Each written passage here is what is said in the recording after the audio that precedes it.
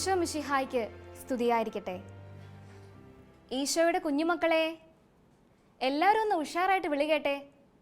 എല്ലാവർക്കും സുഖമാണോ? ഓൺലൈൻ ക്ലാസ്സുകളിലൊക്കെ നിങ്ങൾ സജീവമായിട്ട് പങ്കെടുക്കാറുണ്ടോ? ഉണ്ടല്ലേ. എല്ലാവരും നല്ല മിടുക്കരാണ്. നമ്മളിന്ന് പുതിയൊരു പാഠം പഠിക്കാൻ പോവുകയാണ്.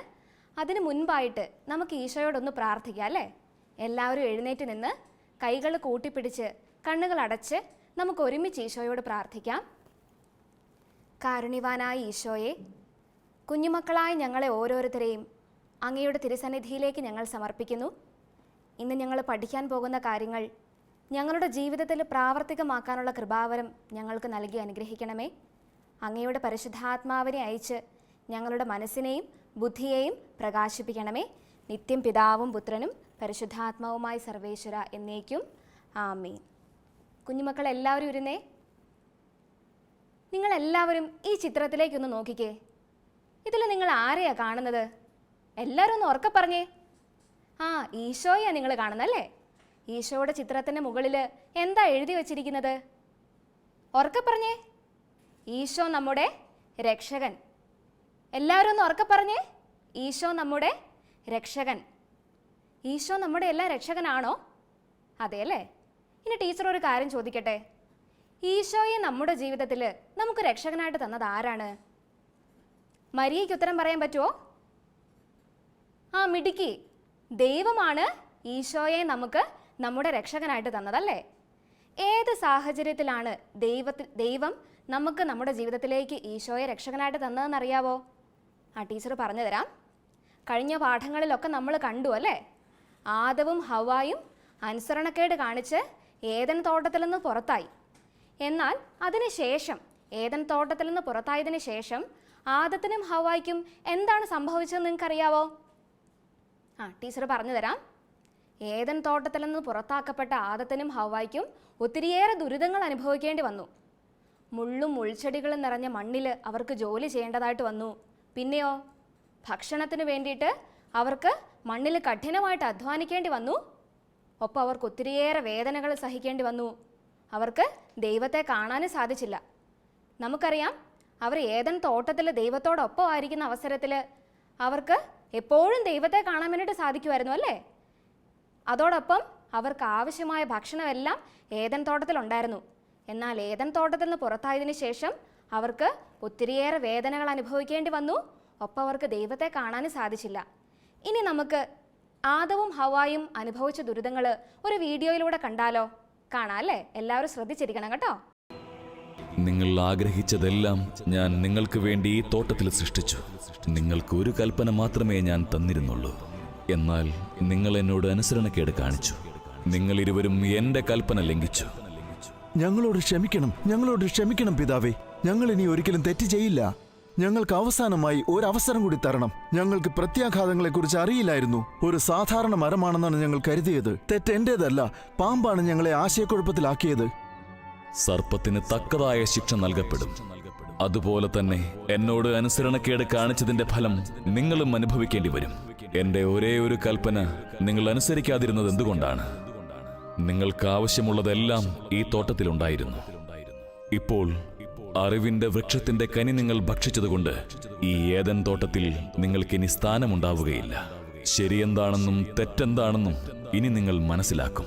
ഇപ്പോൾ തന്നെ ഈ തോട്ടത്തിൽ നിന്നും പുറത്തു കടക്കണം. എന്നിട്ട് ബാക്കിയുള്ള ജീവിതം ഭൂമിയിൽ ജീവിക്കണം.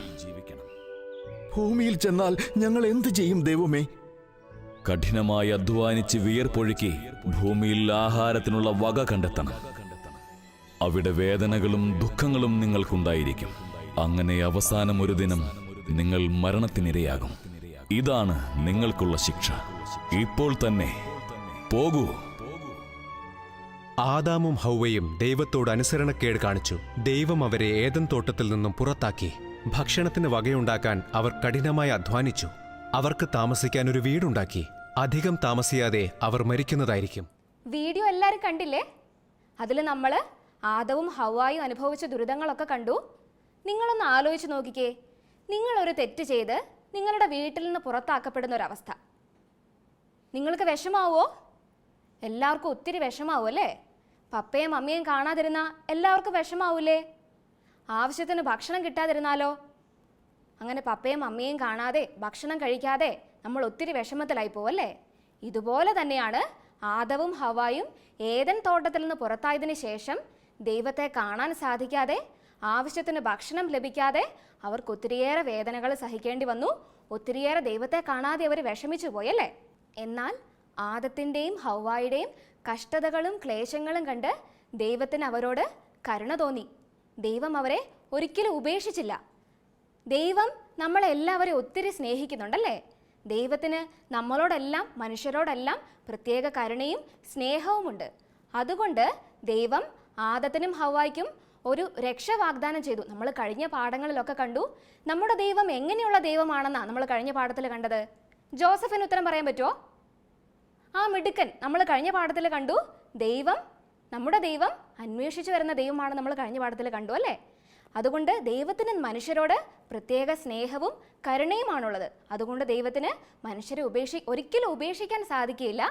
അതുകൊണ്ട് ദൈവം എന്താ ചെയ്തേ? നമ്മൾ കഴിഞ്ഞ പാഠത്തിൽ കണ്ടു ദൈവം അവർക്കൊരു രക്ഷ വാഗ്ദാനം ചെയ്തു എന്ന് കണ്ടു. എന്താണ് ആ രക്ഷ എന്നറിയാവോ? ദൈവം മനുഷ്യർക്കൊരു രക്ഷകനെ വാഗ്ദാനം ചെയ്യുകയാണ് ചെയ്തത്. ആരാണ് ആ രക്ഷകനെന്ന് കുഞ്ഞുമക്കൾക്ക് ആർക്കെങ്കിലും അറിയാവോ? എല്ലാവരും മിടുക്കരാണ്. ഈശോയാണ് ദൈവം മനുഷ്യകുലത്തിന് സമ്മാനമായി തന്ന രക്ഷകൻ. നമ്മൾ ആദ്യത്തെ പിക്ചറിൽ കണ്ടു അല്ലേ? ടീച്ചർ ചോദിച്ചില്ലേ ഇത് ആരാണെന്ന് അറിയാവോ എന്ന് ചോദിച്ചാൽ പിക്ചറിൽ നമ്മൾ കണ്ടു ഈശോയാണ് നമ്മുടെ രക്ഷകൻ എന്ന് നമ്മൾ കണ്ടു അല്ലേ? ദൈവം മനുഷ്യവർഗത്തിൻ്റെ പാപത്തിന് പരിഹാരമായിട്ട് നമ്മളെ പാപത്തിൽ നിന്നെല്ലാം മോചിപ്പിക്കാൻ വേണ്ടിയിട്ട് ദൈവം നൽകിയ രക്ഷകനാണ് ഈശോ. ആരാണ് ദൈവം നൽകിയ രക്ഷകൻ? ആരാണ് മനുഷ്യകുലത്തിൻ്റെ പാപപരിഹാരത്തിന് വേണ്ടിയിട്ട് ദൈവം നൽകിയ രക്ഷകൻ? ആരാണ്? എല്ലാവരും ഒന്ന് ഉറക്കെ പറഞ്ഞേ. ഈശോയാണ് ദൈവം നമുക്ക് നൽകിയ രക്ഷകൻ. നമുക്കറിയാം ദൈവം നമ്മളെ എല്ലാം ഒത്തിരി സ്നേഹിക്കുന്നുണ്ടല്ലേ? ദൈവത്തിന് മനുഷ്യവർഗത്തോട് പ്രത്യേക സ്നേഹവും കരുണയുമുണ്ട്. സങ്കീർത്തനത്തിൻ്റെ പുസ്തകത്തിൽ ദൈവത്തിൻ്റെ കരുണയെക്കുറിച്ച് പ്രത്യേകം പ്രതിപാദിക്കുന്നുണ്ട്. നമുക്കത് എന്താണെന്നൊന്ന് വായിച്ചു കേട്ടാലോ? കുഞ്ഞുമക്കൾ എല്ലാവരും ബൈബിള് വായിക്കുമ്പം ഭക്തി ആദരപൂർവ്വം ഇരിക്കണം കേട്ടോ. സങ്കീർത്തന പുസ്തകം 100-ാം അധ്യായം 5-ാം വാക്യം. കർത്താവ് നല്ലവനാണ്, അവിടുത്തെ കാരുണ്യം ശാശ്വതമാണ്, അവിടുത്തെ വിശ്വസ്തത തലമുറകളോളം നിലനിൽക്കും. നമ്മുടെ കർത്താവായ മിശിഹായ്ക്ക് സ്തുതി. ബൈബിളിൽ നമ്മൾ എന്താ വായിച്ചു കേട്ടത്? കർത്താവ് എങ്ങനെയുള്ളവനാണെന്നാ നമ്മൾ കണ്ടത്? നല്ലവനും കാരുണ്യവാനുമാണെന്ന് നമ്മൾ കണ്ടു അല്ലേ? ദൈവത്തിന് മനുഷ്യവർഗത്തോട് പ്രത്യേക സ്നേഹവും കരുണയുമുണ്ട്. അങ്ങനെയുള്ള ദൈവത്തോട് നമ്മളും നന്ദി പ്രകടിപ്പിക്കണ്ടേ? നമ്മൾ ദൈവത്തെ സ്നേഹിക്കണ്ടേ? പാപികളോട് ദൈവം കരുണ കാണിച്ചതുപോലെ നമ്മളും നമ്മുടെ ചുറ്റുമുള്ളവരോട് കരുണ കാണിക്കാൻ കടപ്പെട്ടിട്ടുണ്ടല്ലേ? കുഞ്ഞുമക്കളായി നിങ്ങൾക്ക് നിങ്ങളുടെ ജീവിതത്തിൽ എങ്ങനെയൊക്കെയാണ് മറ്റുള്ളവരോട് കരുണ കാണിക്കാൻ സാധിക്കുന്നത്? അവരെ സ്നേഹിച്ചുകൊണ്ട്, അവർക്ക് വേണ്ടി പ്രാർത്ഥിച്ചുകൊണ്ട്, അവരോട് ക്ഷമിച്ചുകൊണ്ട് ഒക്കെ നമുക്ക് അവരോട് കരുണ കാണിക്കാൻ പറ്റുമല്ലേ? നമ്മുടെ മാതാപിതാക്കൾക്ക് വേണ്ടിയിട്ടും സഹോദരങ്ങൾക്ക് വേണ്ടിയും കൂട്ടുകാർക്ക് വേണ്ടിയും ഒക്കെ നമ്മൾ പ്രാർത്ഥിക്കണം. അവരെ പ്രത്യേകം ദൈവത്തിന് സമർപ്പിച്ച് നമ്മൾ പ്രാർത്ഥിക്കണം. അതുപോലെ തന്നെ നമ്മുടെ കൂട്ടുകാർക്കിടയിൽ ആവശ്യമായിട്ടുള്ള ഭക്ഷണമില്ലാത്തവരും വസ്ത്രമില്ലാത്തവരും പഠിക്കാൻ കഴിവില്ലാത്തവരും ഒക്കെ ഉണ്ടല്ലേ? അവർക്ക് പറഞ്ഞു കൊടുത്ത്, പഠിക്കാൻ കഴിവില്ലാത്തവർക്ക് പറഞ്ഞു കൊടുത്തും വസ്ത്രമില്ലാത്തവർക്ക് വസ്ത്രം കൊടുത്ത് സഹായിച്ചും ഒക്കെ നമുക്ക് അവരോട് കരുണ കാണിക്കാൻ പറ്റും. പിന്നെയോ നമ്മളോട് വഴക്കിടുന്നവരോട് നമ്മൾ വീണ്ടും പോയി സംസാരിച്ച്, അല്ലെങ്കിൽ നമ്മളോട് തെറ്റ് ചെയ്യുന്നവരോട് നമ്മൾ ക്ഷമിച്ചുകൊണ്ടൊക്കെ നമുക്ക് നമ്മുടെ ജീവിതത്തിൽ മറ്റുള്ളവരോട് കരുണ കാണിക്കാൻ പറ്റും. നമ്മുടെ ദൈവം കാരുണ്യവാനാണല്ലേ? നമ്മുടെ ദൈവം കാരുണ്യവാനാണ്. നമ്മുടെ ദൈവം നമ്മളെ എല്ലാവരെയും ഒത്തിരി സ്നേഹിക്കുന്നുണ്ട്. അതുകൊണ്ട് നമ്മളും നമ്മുടെ ജീവിതത്തിൽ മറ്റുള്ളവരോട് കരുണ കാണിക്കാൻ കടപ്പെട്ടവരാണ്. അപ്പം നമ്മൾ ഈ പാഠം ഒന്ന് പഠിച്ചു കഴിഞ്ഞു. ഇനി നമുക്ക് ഈ പാഠം പഠിച്ചതിൻ്റെ വെളിച്ചത്തിൽ നമുക്കൊന്ന് ഈശോയോട് പ്രാർത്ഥിക്കാം അല്ലേ? എല്ലാവരും ഒന്ന് എഴുന്നേറ്റ് നിന്ന് കൈകൾ കൂട്ടിപ്പിടിച്ച് കണ്ണുകൾ അടച്ച് നമുക്ക് ഒരുമിച്ച് ഈശോയോട് പ്രാർത്ഥിക്കാം. കാരുണ്യവാനായ ദൈവമേ, തെറ്റ് ചെയ്ത് നിന്നിൽ നിന്ന് അകന്നു പോയെങ്കിലും ഞങ്ങളെ രക്ഷിക്കുവാൻ ഒരു രക്ഷകനെ വാഗ്ദാനം ചെയ്ത അങ്ങയുടെ വലിയ സ്നേഹത്തിന് ഞങ്ങൾ നന്ദി പറയുന്നു. ഒരിക്കലും തെറ്റ് ചെയ്ത് നിന്നിൽ നിന്ന് അകന്നു പോകുവാൻ ഞങ്ങൾക്കിടയാകരുതേ. എപ്പോഴും നിൻ്റെ മകനായി നിൻ്റെ മകളായി ജീവിക്കുവാനുള്ള കൃപാവരം നൽകി ഞങ്ങളെ അനുഗ്രഹിക്കണമേ. ഈശോയെ നന്ദി, ഈശോയെ സ്തുതി, ഈശോയെ ആരാധന. അപ്പം നമ്മൾ ഈ പാഠമൊക്കെ പഠിച്ചു കഴിഞ്ഞു. ഇനി ടീച്ചർ നമ്മളിപ്പോൾ പഠിച്ച പാഠത്തിൻ്റെ വെളിച്ചത്തിൽ ടീച്ചർ 2-3 ചോദ്യം ചോദിക്കട്ടെ. എല്ലാവരും ഉത്തരം പറയാൻ റെഡിയാണോ? റെഡിയാണല്ലേ? നമ്മൾ കണ്ടു നമ്മുടെ രക്ഷയ്ക്ക് വേണ്ടിയിട്ട്, അതായത് നമ്മുടെ ഓരോരുത്തരുടെയും രക്ഷയ്ക്ക് വേണ്ടിയിട്ട് ദൈവം നമുക്ക് നൽകിയ രക്ഷകൻ ആരാണെന്നറിയാവോ?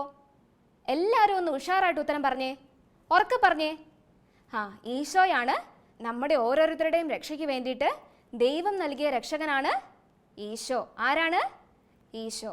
അപ്പോൾ കുഞ്ഞുമക്കൾ എല്ലാവരും പാഠമൊക്കെ പഠിച്ച് നല്ലോണം ശ്രദ്ധിച്ചിട്ടുണ്ട്. എല്ലാവരും ഉറക്കെ ഉത്തരവൊക്കെ പറഞ്ഞിട്ടുണ്ട്. ഇനി നമുക്കൊരു ചെറിയ പാട്ട് കേട്ടാലോ? പാട്ട് എല്ലാവർക്കും ഇഷ്ടമല്ലേ? ഇപ്പോൾ ഇവിടെ ഒരു പാട്ട്, ഒരു സോങ് പ്ലേ ചെയ്യും.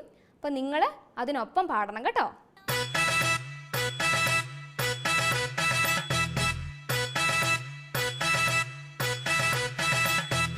കൽപ്പന ലംഘിച്ചാദിപിതാക്കൾ തോട്ടത്തിനു പുറത്തായി, പലവിധ ദുരിതവും ആദിയും അവരുടെ ജീവിത വഴികളിലുളവായി. കൽപ്പന ലംഘിച്ചാദിപിതാക്കൾ തോട്ടത്തിനു പുറത്തായി, പലവിധ ദുരിതവും ആദിയും അവരുടെ ജീവിത വഴികളിലുളവായി. എങ്കിലും അരുളി ദൈവം നരരുടെ സങ്കടമെല്ലാം പോക്കിടുവാൻ, രക്ഷകനെത്തും സമയത്തികവിൽ നരരെ മോചിതരാക്കിടുവാൻ. എങ്കിലും അരുളി ദൈവം നരരുടെ സങ്കടമെല്ലാം പോക്കിടുവാൻ, രക്ഷകനെത്തും സമയത്തികവിൽ നരരെ മോചിതരാക്കിടുവാൻ. പാട്ടെല്ലാവരും കേട്ടോ? എല്ലാവർക്കും ഇഷ്ടമായില്ലേ? ഓക്കെ. ഇനി അടുത്ത ദിവസത്തേക്ക് നിങ്ങൾക്ക് ചെയ്യാൻ വേണ്ടിയിട്ട് 2-3 ആക്ടിവിറ്റീസ് ടീച്ചർ നിങ്ങൾക്ക് പറഞ്ഞു തരുവാണ്. കഴിഞ്ഞ ക്ലാസ്സുകളിലെ ആക്ടിവിറ്റീസൊക്കെ നിങ്ങൾ എല്ലാവരും ചെയ്തില്ലേ? എല്ലാവരും ചെയ്തു. കുറേ പേരൊക്കെ ചെയ്തിട്ടുണ്ട്. എല്ലാവരും ചെയ്തു എന്ന് ടീച്ചർ വിശ്വസിക്കുകയാണ്. അപ്പോൾ അടുത്ത ദിവസത്തേക്ക് വേണ്ടിയിട്ട് നിങ്ങൾക്ക് ചെയ്യാനുള്ള ആക്ടിവിറ്റീസ് ഇതൊക്കെയാണ്. നിങ്ങളുടെ ടെക്സ്റ്റ് ബുക്കിലെ 28-ാമത്തെ പേജിൽ നിറം കൊടുത്ത് ആവർത്തിച്ചെഴുതാം എന്നൊരു വർക്കുണ്ട്. നമ്മുടെ ദൈവം കാരുണ്യവാനാണ് എന്ന വാക്കിന് നിങ്ങൾ നിറം കൊടുത്ത് അതിൻ്റെ ഫോട്ടോ എടുത്ത് നിങ്ങളുടെ ടീച്ചർക്ക് അയച്ചു കൊടുക്കണം.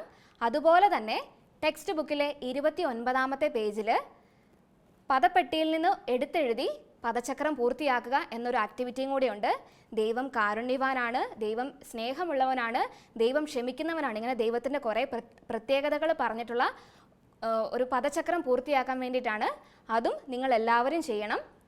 അങ്ങനെ നിങ്ങൾ നിങ്ങളുടെ ഈ 2 ആക്ടിവിറ്റീസും, ഇപ്പോൾ പറഞ്ഞ ഈ 2 ആക്ടിവിറ്റീസും നിങ്ങൾ ചെയ്ത് നിങ്ങളുടെ പേരൻസിനെ കാണിക്കുകയും ഒപ്പം നിങ്ങളുടെ ടീച്ചേഴ്സിന് അതിൻ്റെ ഫോട്ടോ എടുത്ത് അയച്ചു കൊടുക്കുകയും വേണം.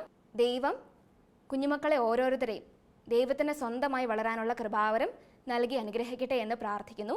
ഈശോ മിശിഹായ്ക്ക് സ്തുതിയായിരിക്കട്ടെ.